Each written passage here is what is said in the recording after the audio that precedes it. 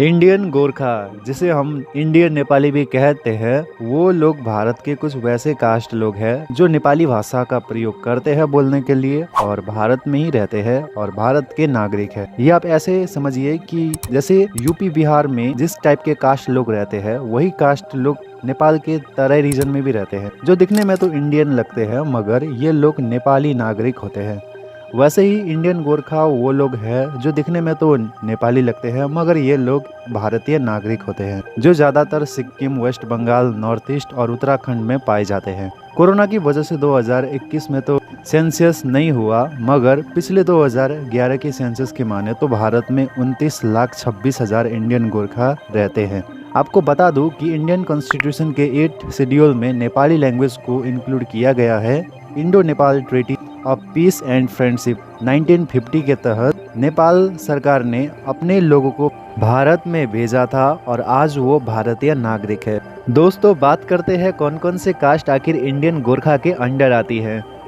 अब north east में तो ये लोग सबसे बड़ी संख्या में रहते हैं। इंडियन गोरखा के अंडर सबसे ज़्यादा खास आर्यन लोग आते हैं, जैसे कि बाहुन, जिसे हम पहाड़ी ब्राह्मण भी कहते हैं, क्षेत्री, जिसे क्षत्रिय भी माना जाता है, ठकुरी, बाड़ी, कामी, दमाई, सार्की, गंधर्व, कुमाल, एटसेट्रा एटसेट्रा।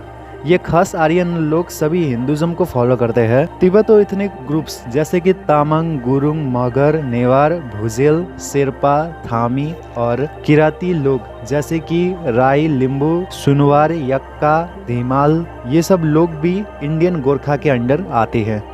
अब ज़्यादातर तिब्बतो इथनिक और किराती लोगों का अपना अपना लैंग्वेज होता है। साथ ही इंडियन गोरखा नेपाली लैंग्वेज को लिंग्वा फ्रैंका के रूप में बोलते हैं, जो भारत के नेशनल लैंग्वेज के अंडर में भी आती है। चलिए दोस्तों, अब हम इंडियन गोरखा के डेमोग्राफी की बात करते हैं, जो 2011 की सेंसस में हमें पता चला है। तो सबसे पहले अरुणाचल प्रदेश की बात करते हैं, तो यहाँ पर 95,000 के आसपास में इंडियन गोरखा रहते हैं।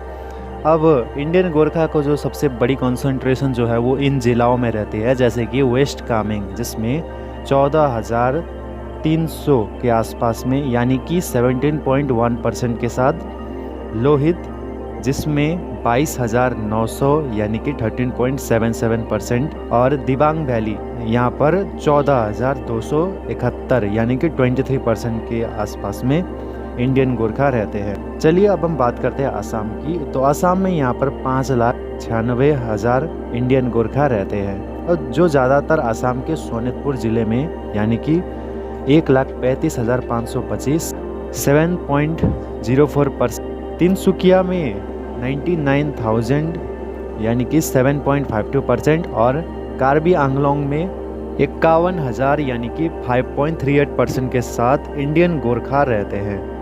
मणिपुर, वैसे मणिपुर के 2011 के सेंसस में 63,000 इंडियन गोरखा रहा करते हैं। सबसे ज़्यादा सेनापति जिला में 39,000 यानी कि 8.15%, इम्फाल वेस्ट में 10,000 यानी कि 2.01% और इम्फाल ईस्ट में 6,900 यानी कि 1.51% के साथ इंडियन गोरखा मणिपुर में रहते हैं। अब मेघालय में बात किया जाए तो यहाँ पर 2011 के सेंसस में 54,000 के आसपास में इंडियन गोरखा रहते हैं, जो ज़्यादातर ईस्ट खासी हिल जिला में 37,000 यानी कि 4.48% के साथ और रिभोई जिला में 10,500 यानी कि 4.07% के साथ इंडियन गोरखा मेघालय में रहते हैं। बात करें मिजोरम की, तो मिजोरम में 2011 के सेंसस में इंडियन गोरखा का पॉपुलेशन 9,035 है। मिजोरम में द सेंट्रल गोरखा मंदिर कमेटी नाम के ऑर्गेनाइजेशन 13 हिंदू मंदिरों को चलाते हैं और मिजोरम में केवल यही हिंदू मंदिरें हैं जहां आप भगवान की पूजा कर सकते हैं और बाकी जगहों पर तो यहाँ पर चर्च ही चर्च है। दोस्तों, नागालैंड में तो यहाँ पर टोटल 43,000 के आसपास में इंडियन गोरखा रहते हैं और सबसे ज़्यादा जो इंडियन गोरखा का कम्युनिटी है वो 21,500 यानी कि 5.7% के साथ दीमापुर ज़िला में और 9,800 यानी कि 3.66% के साथ कोहिमा ज़िला में रहते हैं। अब बात करें सिक्किम की, तो आपको बता दूं मैंने इस टॉपिक को लेकर मैंने एक अलग सा वीडियो बनाया हुआ है, आप चेक कर सकते हैं मेरे चैनल में। केवल सिक्किम ही भारत का एक ऐसा राज्य है जहां पर नेपाली इथनिक पॉपुलेशन सबसे ज़्यादा है। सिक्किम पूरे भारत का सबसे कम आबादी वाला राज्य है, जहां पर इनके 2011 के सेंसस में इस राज्य का जनसंख्या केवल 6,10,000 है। सिक्किम में भूटिया और लेपचा लोग यहाँ के मूल निवासी है, यानी कि यहाँ के इंडिजीनियस लोग। सिक्किम में 91,000 यानी कि 20.14% के साथ लिम्बू और तामांग, 28,000 यानी कि 6.23% के साथ दलित और 73.63% के साथ जनरल नेपाली इथनिक लोग यहाँ पर रहते हैं। बात करें वेस्ट बंगाल की, तो 2011 के सेंसस में वेस्ट बंगाल में 11,55,000 इंडियन गोरखा रहते हैं, यानी कि सबसे ज़्यादा तो वेस्ट बंगाल में ही रहते हैं। दार्जिलिंग और कालिम्पोंग वेस्ट बंगाल का नेपाली मेजोरिटी वाला ज़िला है।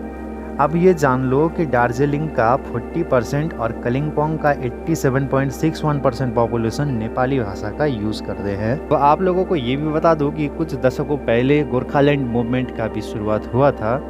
ये एक ऐसा मूवमेंट था जहां पर लोग वेस्ट बंगाल से अलग अलग होकर गोरखा लोगों के लिए अलग स्टेट बनाने की बात चल रहा था, जहां पर दार्जिलिंग, कालिम्पोंग, जलपाईगुड़ी, अलीपुरद्वार और कोच बिहार जिला को इंक्लूड करके इसे एक नए स्टेट फॉर्म करने की बात चल रहा था। साथ ही हिलमैन एसोसिएशन ऑफ दार्जिलिंग ने एक सेपरेट एडमिनिस्ट्रेटिव रीजन सेटअप करने के लिए एक मेमोरेंडम को भी सबमिट किया था। इस मूवमेंट को सुभाष घिसिंग ने लीड किया था। 1986 से 1988 में दार्जिलिंग हिल में हमें वायलेंस देखने को मिलता है, जहां पर 1200 लोगों की जान भी जाते हैं। 22 अगस्त 1988 में Gorkha National Liberation Front, West Bengal government और सेंट्रल गवर्नमेंट ऑफ इंडिया के बीच में समझौता होता है और semi autonomous Darjeeling Gorkha Hill Council को फॉर्म किया जाता है। लेकिन ये काउंसिल फॉर्म होने के बावजूद एक न्यू स्टेट फॉर्म करने में असक्षम रहता है, तो सुभाष घिसिंग का डाउनफॉल वहीं से शुरू होता है, जिसके बाद गोरखा जनमुक्ति मोर्चा पावर पे आती है, जिसे बिमल गुरुंग लीड कर रहे थे।